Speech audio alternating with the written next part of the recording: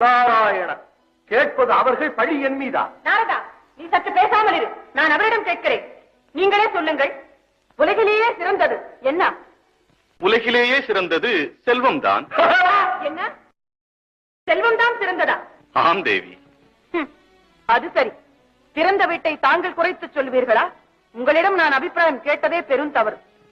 தாயே, நாங்கள் சொல்வது அத்தனை உண்மை.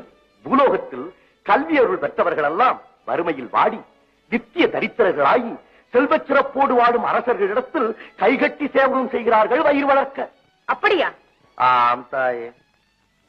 இப்போதே நான் பூலோகம் சென்று பிறப்பினால் ஊமையாக பிறந்த ஒருவனை பேச வைத்து, பாட வைத்து, கவிஞனாக்கி, நாடு போற்றும் பெரும் புலவனாக்கி உலகில் உள்ள செல்வந்தர்களை எல்லாம் அவன் காலடியில் விழ வைக்கிறேன்.